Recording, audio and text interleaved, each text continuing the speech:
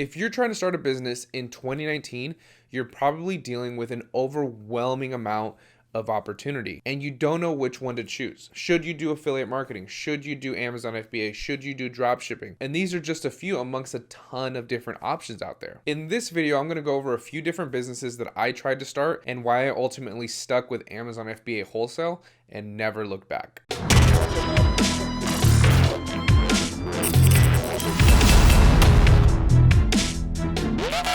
Hey, what's going on, guys? Marvin here. Welcome back to another video. If you haven't done so already, make sure to subscribe and give this video a big thumbs up if you do enjoy it by the end of the video. Make sure to stay until the end. Also, always check down in the description. I have a bunch of resources for you guys down there, free trainings, Facebook groups, Instagrams, all that good stuff. So if you guys want to follow me on there or join some of that stuff, then make sure to check down in the description. All right, so before we start, this video isn't intended to sway you in one direction or the other. This video's sole purpose is to help you make a decision, because when I first started, I was having trouble making a decision on which direction I wanted to go because there was a ton of options out there. Let's be real. How many ads do you see throughout the day when you're on YouTube, when you're on Facebook, when you're on Instagram? There's a ton of different opportunities out there. Not to say that, they don't work or anything like that. I think a lot of businesses do work, but there's some that are better fits for certain people, right? Amazon FBA wholesale was a good fit for me. For you, it might be affiliate marketing, it might be drop shipping, it might be, whatever it may be. So this video's sole purpose is to help you make a decision. So although I knew about Amazon FBA, I wasn't entirely sure about what it was and how to do it. So I started searching online, looking up a little bit of Amazon FBA and just looking up different ways of making money online. Sure enough, after I started doing that, I started getting hit with a lot of ads, right? A lot of dropshipping ads, because dropshipping was becoming very, very popular at this time. And I heard the typical, no money to start, you just go to AliExpress, you get a used Band-Aid or a dinosaur head or a wolf mug, you get it for $1, you sell it for 20.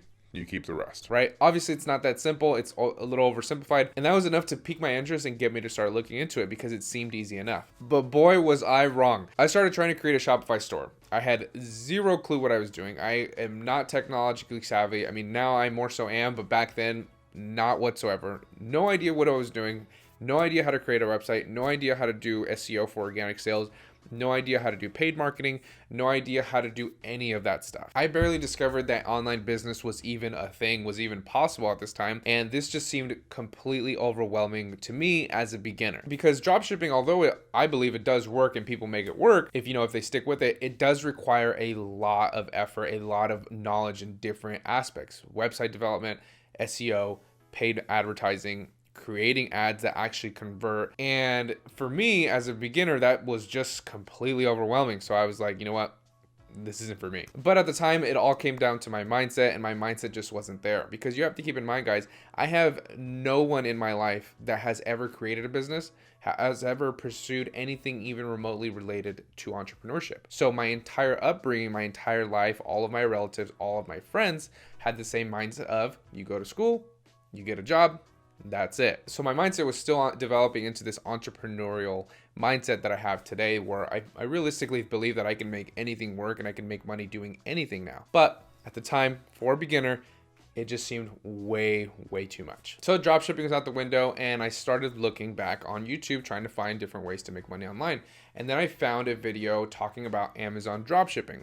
Now, I never did Amazon dropshipping because even at that time, it just didn't really make sense. It seemed kind of sketchy. It just didn't make sense, right? But the guy who made the video said something that really stuck to me. And if I remembered which video it was, I would link it down below, but I don't remember who it was. But they said something that really stuck with me. They compared dropshipping on Amazon compared to just Shopify dropshipping. And they said, why do you want to go and create customers when you can go and sell on a platform that the customers come to you? And the reason that stuck with me is because it's so true. When it comes to dropshipping, for example, I'm just using dropshipping because that's what I did. When it comes to dropshipping, for example, you have to create customers out of thin air pretty much, right? You have to create ads that are compelling enough to distract somebody from, numbingly scrolling on Facebook or Instagram to be like, okay, that's a cool ad. That looks like something I want. Click on it and then come and buy from your store. And you have to do that all the time, opposed to Amazon.com and selling on Amazon FBA, because the entire purpose of the Amazon website, of the Amazon FBA platform, is to sell you things. You cannot get more buyer's intent than the customers that come onto Amazon.com, because their only reason for coming to Amazon.com is to buy things, right? So you have all of the customers already there, already ready to go with their credit cards already uploaded to the website. So that really stuck with me, and that made a lot of sense to me. It's like, why am I trying to go and learn all of these things that I have zero clue what I'm doing when I can go over here onto Amazon and sell to the customers that are already looking for products? So I jumped into Amazon FBA and I learned about all the different models that were on there. Arbitrage, both online and retail, private label, and wholesale. Now, unlike a lot of people teaching Amazon, I've done every single model that Amazon offers. I've done online arbitrage, retail arbitrage, and I've done private label. I ultimately stuck with wholesale, but I don't regret doing all of those different models because I got something out of each one of those that helped me with my Amazon wholesale business. Because with each model, you developed certain skills that you can take to another model, right? They are all kind of intertwined in a sense, at least some skills are. So I started with online and retail arbitrage, and I made a video about why I quit arbitrage on the YouTube channel not too long ago, and it's probably one of my most disliked videos. But I think people missed the message, and they didn't listen. They just looked at the title, they looked at and listened to a few things I said, and then they disliked the video, right? Now, the purpose of that video was not to deter anyone from doing it. It was just explaining why I didn't do it and why I didn't think it was a scalable business that I wanted to grow. But let's look back at my arbitrage journey when I was doing it. I was running in and out of stores all of the time. I couldn't find any replenishable inventory. I was buying from a bunch of websites, and it was taking a ton of time for very little results, in my opinion, because I quickly felt like I was trading one job for another job. And that's not what I wanted to do. I wanted to create a business that was sustainable, that I could do from home, that I could, grab my laptop, go anywhere in the world and still be able to run that business. And you can't do that with online or retail arbitrage. There's absolutely no way. So then I dropped arbitrage and I started doing private label. And then I started doing wholesale very shortly after private label, and I started doing them simultaneously at the same time. And if you guessed it, that wasn't optimal. That wasn't an optimal way of creating a business, because I knew very little about private label and I knew very little about wholesale, right? So I was trying to divide my time, trying to learn both models, and it wasn't working. So ultimately I dropped private label as well, and then just dove deep into wholesale and learning the wholesale model. Like I said, those other models gave me a lot of skills that I was able to, take into the wholesale model that were very beneficial for me. So I stuck with wholesale, learned everything that I could, learned a lot of hard lessons, lost a lot of money in the beginning because I made a ton of mistakes because I had no clue what I was doing. But then I learned, it took some time to really learn it, and now we're here where we are today. But why did I stick to wholesale and I didn't stick to arbitrage? I didn't stick to private label. I didn't stick to dropshipping. And then there's a bunch of kind of small businesses that I tried to start in the middle of that because I wanted to make some more money to invest back into my Amazon business. But I didn't stick with any of those. But I stuck to wholesale because of one reason, because it was so simple. It was a very, very simple business model. People try to overcomplicate this. I don't think there's any business model online right now that is as simple as selling on Amazon FBA, specifically wholesale. Because realistically, you set up your Amazon account, you go to distributors, you go to manufacturers, you set up accounts with them, you scan those lists, you send them to Amazon. Amazon takes care of the rest. We're not running in and out of stores like arbitrage. Some people like doing that. Some people like feeling like treasure hunters. I was not one of those people. I didn't want to run in and out of stores. So that business was out. If you like doing that, then you should do it. If you like, sending your money overseas, manufacturing your own product, learning marketing on, private label and doing, marketing your private label product on Amazon FBA, and you want to go through all those steps, you want to try to create your own brand and do all of that stuff, go do that. But I didn't want to do that. I didn't want to learn all those skills because it made more sense for me to get products that were already selling, kind of like arbitrage, right? On a much larger scale. So these branded products or these,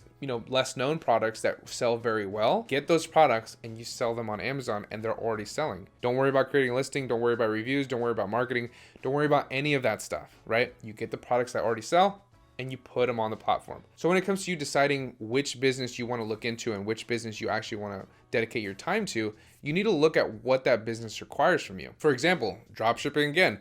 If you want to learn how to make your own website, drive traffic organically, drive traffic using paid traffic, and you want to learn marketing and creating ads and doing all of that stuff, then go towards dropshipping. And another one, affiliate marketing. If you want to do affiliate marketing and you want to learn how to do paid advertising, you want to learn how to, get organic traffic, build websites and stuff like that, then do that. Okay. But you have to look at what that business is going to require from you, what skill sets you're going to need to have in order to make that business successful. I say it all the time. All the businesses work, but some businesses require different skills to make them work, right? But they all work if you stick with it and you don't give up. So if you want a very, very simple business model, then look at Amazon Wholesale. That's the whole reason I stuck to it, because it was so incredibly simple. Because I tried to start other businesses and wholesale by far was the most simple. Like I said, I tried starting dropshipping, online arbitrage, retail arbitrage, private label, affiliate marketing, growing your own Instagram and monetizing it that way, doing SEO, and a bunch of other little things here and there. Some of them worked and some of them didn't, but I stuck with Amazon Wholesale because it was so simple, because it was easy to scale, right? As long as you have the skills, as long as you know what you're doing, and then you start growing and reinvesting back into your business, it's easy to scale and it's easy to grow, it's easy to run. So hopefully this video helped you guys out, and when you do start looking into a business that you want to start, you start thinking, what does this business require? What skills do I need to have to make this business successful? Remember, the majority of the businesses out there do work, but you have to do the work to make it happen. So again, if you found this video helpful, make sure to let me know by giving this video a big thumbs up, subscribing if you haven't done so already, and also make sure to subscribe to our second channel, which is linked down in the description. And if you're interested in the simplest business model online, in my opinion, then make sure to watch the video on the screen where I break it down step by step, showing you exactly how to start. I'll see you guys in the next video.